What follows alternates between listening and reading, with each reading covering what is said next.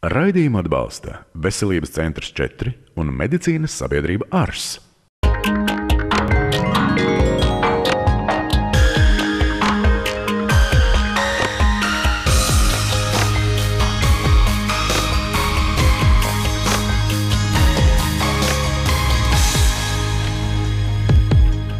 Viens no mums kaut reizi dzīvē ir uzdevis sev jautājumu, vai saņemtais medicīnas pakalpojums ir pietiekami kvalitatīvs, vai nemaksāja par to par daudz, un kā saprast, kas ir laba medicīniskā aprūpe. Atklāsim raidījumu gaitā kopā ar mūsu šīs dienas studijas ekspertiem. Zani Rēvaldi, Veselības centra 4, Baltijas vēnu klīnikas vadītāju, ir iegūsi ārsta izglītību. Dakteri Intu Dinsbergu, Veselības centra 4, certificētu ginekologu, ir specializējusies sievietes hormonālo problēmu risināšanā, neauglības iemeslu diagnosticēšanā un ārstēšanā, augsta riska grūtniecības vadīšanā. Nav noslēpums, ka medicīnas nozare ir viena no stingrāk uzraudzītajām nozarēm Latvijā. Kādēļ tas tā ir un cik tad nopietni viņa tiek uzraudzīta? Patiešām medicīna ir tā joma, kur prasības ir ļoti augstas, sākot jau ar medicīnas iestādes būvniecību un beidzot pat ar ziepēm pie ārsta izlietnes. Un medicīna ir tā joma, kur visas darbības tiek sīki dokumentētas un vēlāk tiek pārraudzītas.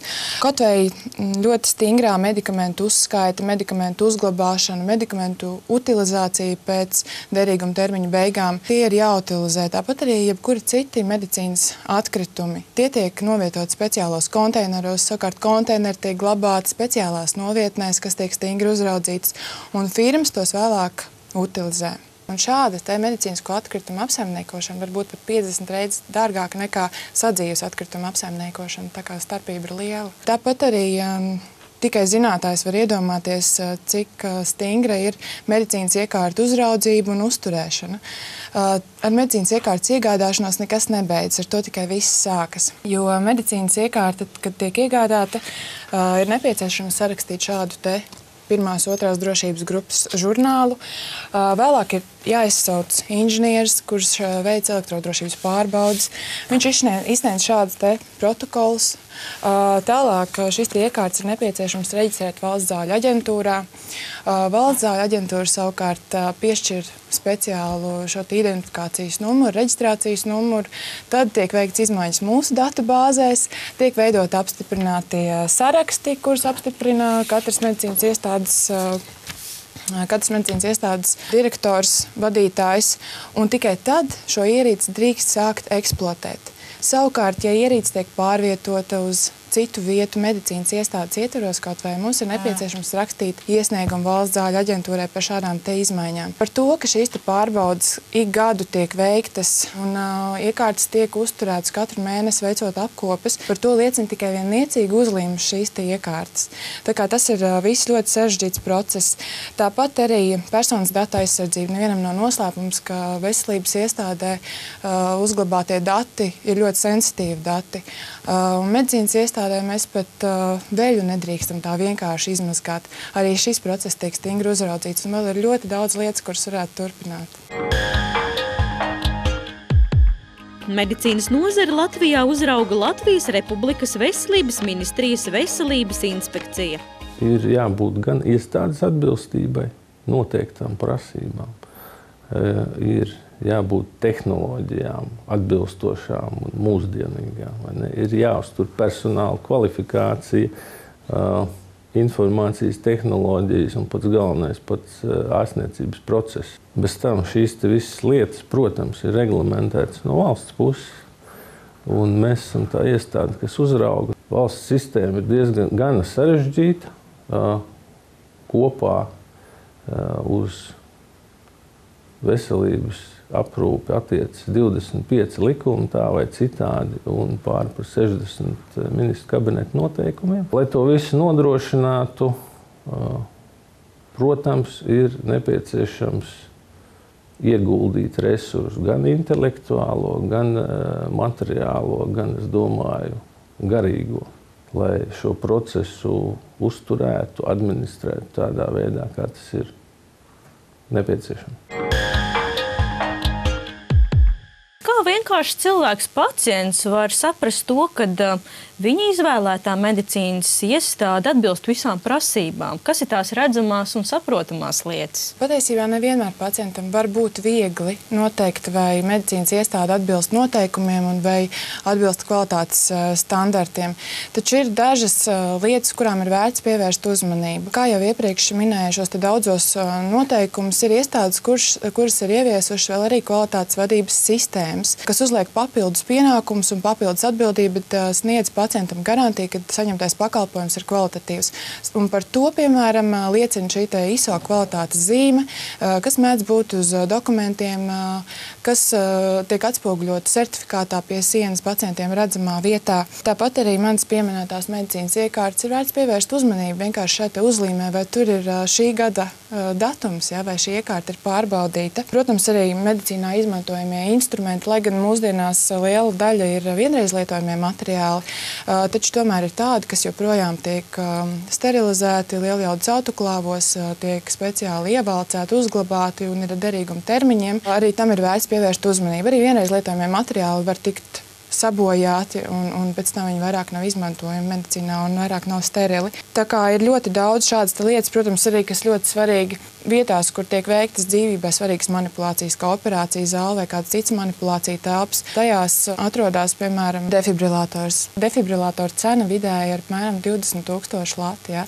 Tas arī ir, tā ir lieta, kas veido šo pakalpojumu cenu un kam ir vērts pievērst uzmanību. Bet tādām ierīcēm, kā jūs tikko pieminējāt, obligāti ir jābūt medicīnas iestādē? Nopietnā medicīnas iestādē, protams, ja tas ir doktorāts, kur ārsts sniedz konsultācijas, pat tādā gadījumā ir jābūt vietai, kur ir neatliekamās palīdzības summa, ja pacientam kaut kas gadās. Šīs bija tikai nedaudz lietas, ko ieskicējām, ko mēs varam pamanīt ikdienā, no kā tad veidojās šī medicīnas pakalpojuma cena.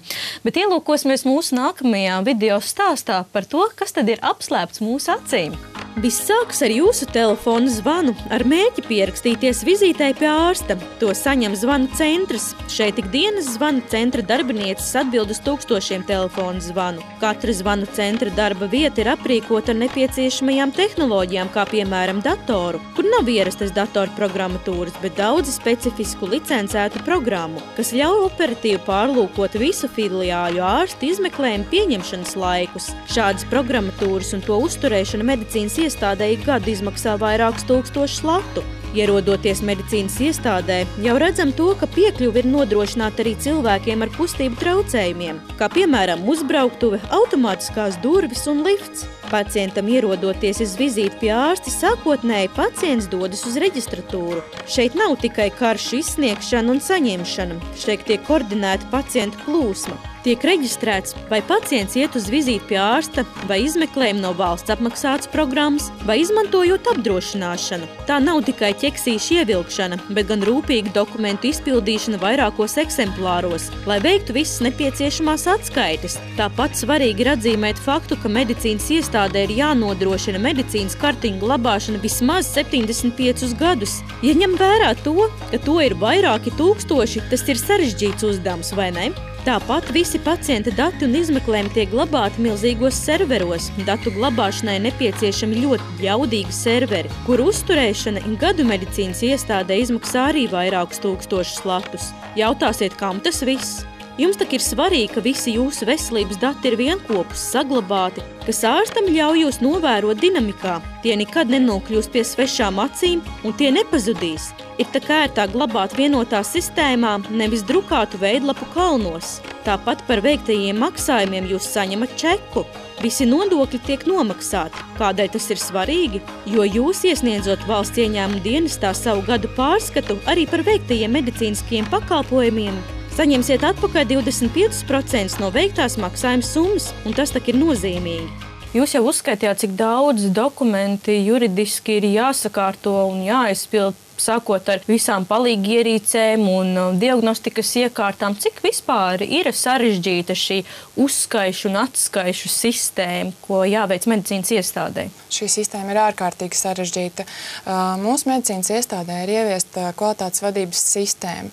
Tā uzliek papildus slogu, taču tā arī sakārto mūsu darba vidi. Man šeit priekšā uz galda stāv kvalitātes vadības rokas grāmata. Mēs iedomājamies, ka rokas grāmata ir kāda maza grāmatiņa, kur var pārlapot, bet šī ir nopietna grāmata, kur ir aprakstīti visi procesi. Ja? Visi pacientam izsniedzamie režīmi pirms manipulācijām, pirms operācijām, informētās piekrišanas jebkurai nopietnākai darbībai, ja tā nav konsultācija, jau, bet kaut kas vairāk. Bet kā pacients, ierodoties jau uz ārsta vizīti, var saprast, ka viņa saņemtais pakalpojums par šo uzstādīto cenu ir atbilstošs cenai un ir adekvāts? Piemēram, mēs varam sākt ar ārsta kabinetu. Tas var būt vienkāršs kabinets, kur ir rakstām galds un 2 krēsli. Viens ir pacientam, viens ir ārstam. Bet tas var būt dubultais kabinets, kurā sēž ne tikai ārsts, bet arī medicīnas māsa, kur blakus ir kabinets manipulācijām un izmeklēšanai, ar vai bez dažādiem medicīniskiem palīglīdzekļiem, dažādām iekārtām. Varbūt pacientam ir nepieciešama aseptiskā vai septiskā pārsiešana pēc tam, kas ir vēl 2 kabineti. Varbūt ir nepieciešama kāda manipulācija, piemēram, lāzera manipulācija, kas atkal ir vēl viens kabinets. Un varbūt arī šis ārsts izmanto operācijas bloku ar visām papildus telpām. Tā kā viens aprūpes epizodes laikā var tikt izmantots pat, man sanāk tagad 6 telpas. Un ir ļoti svarīgi arī, kas atrodas šajā kabinetā. Ārstam uz galda mūsdienās droši vien ir dators. Ja viņam ir medicīnas māsa, viņam ir 2 datori. Šajos datoros ir speciālas programmas, lai ārsts vizītes laikā varētu apskatīties radioloģiskas izmeklējumus, laboratoriskas izmeklējumus. Ārstam mūsdienās ir arī printeris, lai viņš var izprintēt elektroniski sagatavotu recepti medikamentiem, vai šo manis pieminēto pacienta režīmu pirms manipulācijas varētu izprintēt.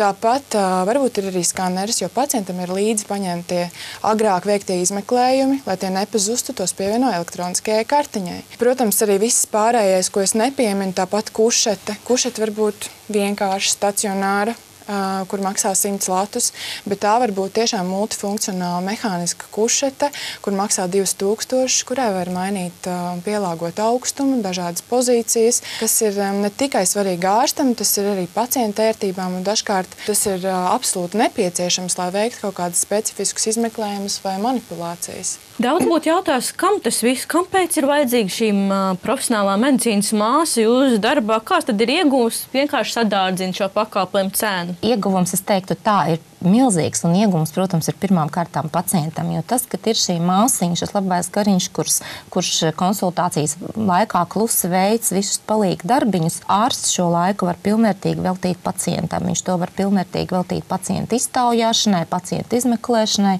un pēc tam jau ārstniecības režīma izskaidrošanai, medikamentu lietošanas izskaidrošanai un tātad tālāko vizīšu plānošanai. Faktiski tātad pēc iespējas pilnvērtīgāk viss šis vizītes laiks, par kuru pacients samaksā, tiek veltīts maksimāli pacientam. Nevis tam, ka mēs tur kaut ko rakstam, kaut ko meklējam, ja kaut ko kārtojam, bet mēs tieši mērķtiecīgi darbojamies ar pacientu, kas arī faktiski ir mūsu galvenais uzdevums. Nereti ārstam ir nepieciešami kvalitīvu pakalpojumu sniegšanai pat 6 kabineti dažādi. Vai tā nav lieka izšķērdība un greznība? Kāpēc ārsts gan nevarētu visas procedūras veikt vienu vietu? Noteikti, ka ārsts nevar veikt visas procedūras vienu vietu. Pirmkārt jau kaut vai tikai tāpēc kad ir, teiksim, lietas, kuras ir nepieciešamas attiecīgi procedūru veikšanai, un tās tiek koncentrētas speciāli aprīkotā, speciāli izveidotā telpā, kā jau Zana pieminēja. Tas ir ļoti, ļoti būtiski, jo būtībā šodien vizīti kvalitatīvu pacientu izmeklēšana absolūti nav iedomājama bez dažādām medicīniskām palīgierīcēm. Protams, tur arī ir attiecīgi ir konkrētas telpas, kuras atbilst higienas standartiem un sterilitātes prasībām, un tieši tādēļ dažkārt tas nevar būt ārsta konsultācija kabinets. Turklāt arī operāciju zāle ir aprīkota ar tādām tehnoloģijām, kuras maksā miljonos, un tādas tehnoloģijas un aparatūru nevar ielikt katrā ārsta kabinetā.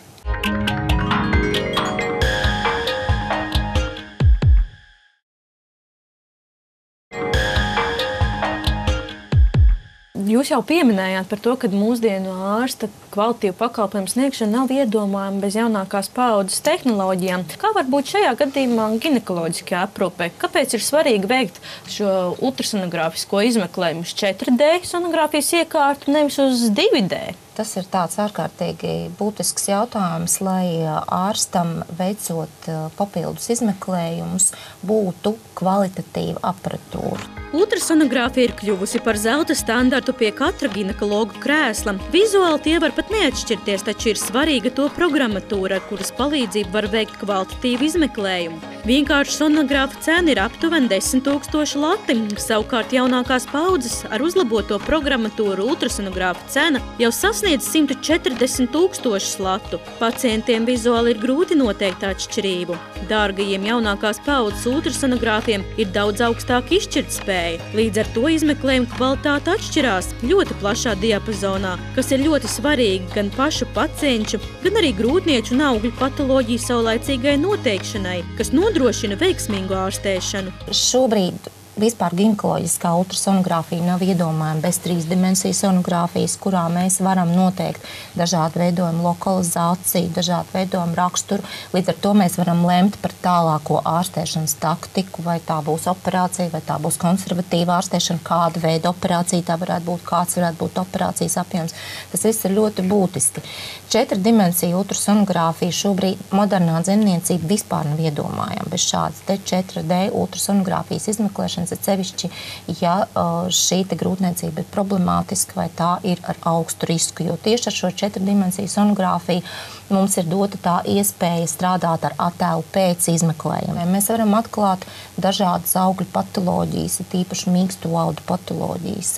Mēs varam izmeklēt augļu asinsvadus tādā līmenī, kā tas līdz šim faktiski nebija iespējams. Tas ir ieguvums ne tikai ārstam, bet arī pacientam. To apliecina arī General Electric pārstāvis, kas bija ieradies Latvijā.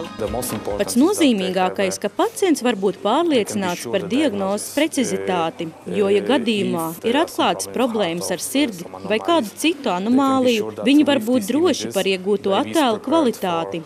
Bērnu varēs saulaicīgi sagatavot operācijai vai ārstniecībai vēlāk, kad bērns būs piedzimis. Un tas ir pats galvenais. Pēdējo stundu sniedzot apmācības secinājumu, ka ārsti ir ļoti augsta līmeņa speciālisti šeit. Un esmu pārliecināts, ka viņi ikdienā pielieto šo tehnoloģiju augstās iespējas.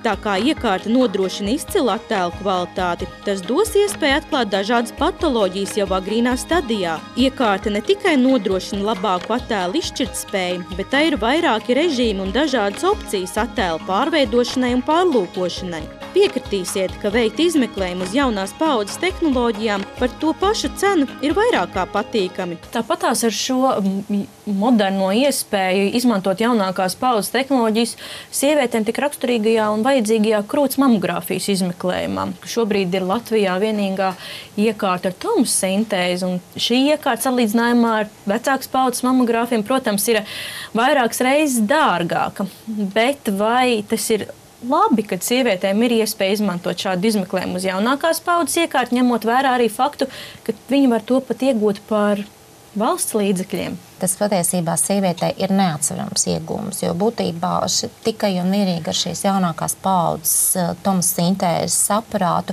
ir iespējama ļoti detalizēta un ļoti pamatīga krūts ķieģeru izmeklēšana. Ir iespējams agrīni atklāt pavisam nelielus veidojumus, kas, protams, kā mēs visi labi zinām, jo agrīnāk veidojums ir atklāts, ja mēs runājam, teiksim, par ļaundabīgiem veidojumiem, jo veiksmīgāk ir šī ārstēšana. Un tā kā krūts vēzis ļoti bieži tiek atklāts arī jaunām sievietēm, tas ir ārkārtīgi svarīgi, lai mēs šo veidojumu varētu atklāt pēc iespējas agrīnākā stadijā. Mamogrāfija ir krūts izmeklējums, ko var veikt ar analogo mamogrāfu vai digitalizēto mamogrāfu, izmantojot digitālo plašu tehnoloģiju, vai digitālo mamogrāfu, kurā ir integrēta tomosintēzes papildu funkcija. Vizuāli iekārtas izskatās līdzīgas, bet izmeklējuma rezultāta kvalitāte ir ļoti atšķirīga. Svarīgi, lai pacientis, ja viņas izmanto valsts apmaksātā skrīninga iespēju, būtu informēts par plašajām izmeklējuma iespējām un iegūto rezultātu kvalitāti. Mēs tik daudz runājam par šo ginekoloģisko diagnostikas iekārtu jaunākās paaudzes nepieciešamību, bet vai jebkurā diagnostikas sfērā tiek investēti lieli līdzekļi jaunākajās tehnoloģijās? Tā ir viena no mūsu prioritātēm, sekot līdzi tendencēm, sekot līdzi zinātnes atklājumiem un iegādāties jaunākās, mūsdienīgākās un maksimāli precīzākās diagnostikas metodas neapšaubām. Tas ir ārkārtīgi svarīgi jebkurā medicīniskā specialitātē. Bet gala rezultātā viņš saņem šo pakalpojumu par vidējo cenu valstī, tā ir? Tā tas ir. Mēs runājam par šīm visām prasībām, dokumentācijām un kabineta aprīkojumiem un diagnostikas iekārtām, bet aizmirsām pārunāt par pašu ārstu. Kāpēc atšķirās pie viena speciālista tās pašas profesijas, pieņemsim ginekologu, vienā iestādē un otrā iestādē? Kas tad ir šis cenas noteicējs? Tā ir tā ārsta kvalifikācija, tā ir viņa iegūtā izglītība, vai tomēr vieta, kur viņš strādā un ko viņš spēj dot vienvieti? Es domāju, ka tas ir viss kopā.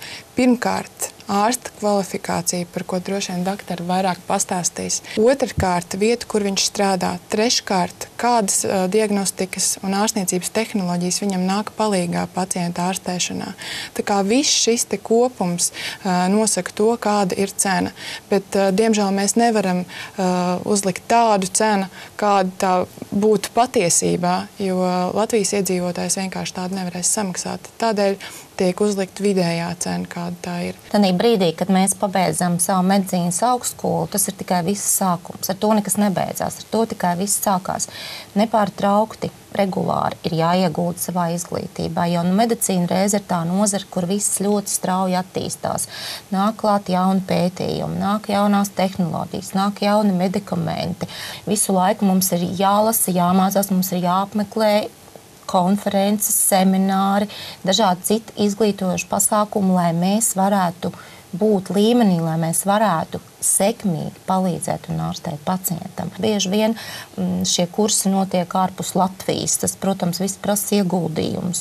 Ārstam ir jāsamaksā dalības maksas par šiem kursiem, kas bieži vien ir vairāk 100 eiro dienā. Galu galā viņam ir jāaizbrauc uz turieni, viņam tur ir jādzīvo. Ja? Un tas viss kopā sastāv diezgan lielas izmaksas. Un ieguvējs, protams, galu galā ir pacients. Ja jau viņš saņem pretī sev zinošu ārstu, zinošu speciālistu, kurš spēj atrisināt viņa problēmu. Un tāpat nav tikai zinātnēkāri, ārsti zinātnēkāri, bet tā ir obligāta prasība, jo, kā zināms, ārstam ir nepieciešama resertifikācija. Jā. Katrus 5 gadus ārstu biedrībā mums ir jāiesniedz atskaita par saviem nostrādātajiem iepriekšējiem 5 gadiem, kuriem ir jāpievieno šo te kursu, jeb certifikātu, jeb konferenču saraksts, kurus mēs esam apmeklējuši. Tā faktiski ir obligāta prasība. 5 gadu laikā mums ir jāsavāc noteikts tā saucamo kredītpunktu skaits. Par katru konferenci tiek piešķirts noteikts kredītpunktu skaits, un katrus 5 gadus mums ir jāiesniedz šī atskaita, ko mēs esam izdarījuši, kā mēs esam izglītojušies. Tā kā tas nav tiešām tikai tāpat vien, ka man gribas kaut kur aizbraukt. Ja?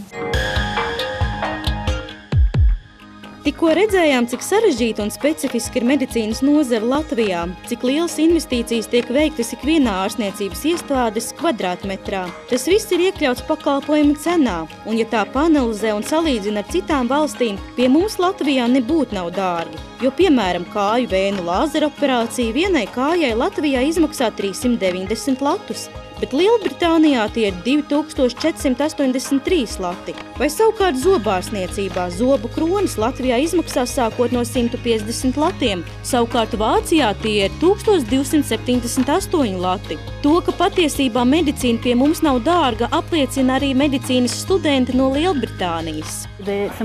Salīdzinot ar Latviju, ir daudz dārgāk iegūt privāto medicīnas aprūpi pie manis mājās Lielbritānijā. Tas ir daudz dārgāk, bet vienkārši ārstēšana ir dārgāka Lielbritānijā vai kur citur Eiropā. Patiešām tā ir. Ceru, ka devām jums saprotamu ieskatu, no kā tad veidojās šī medicīnas pakalpojuma cena. Jums pašiem būs spriest, vai saņemtais pakalpojums ir kvalitatīvs. Paldies, ka bijāt kopā ar mums un uz tikšanos jau nākamā sestdiena.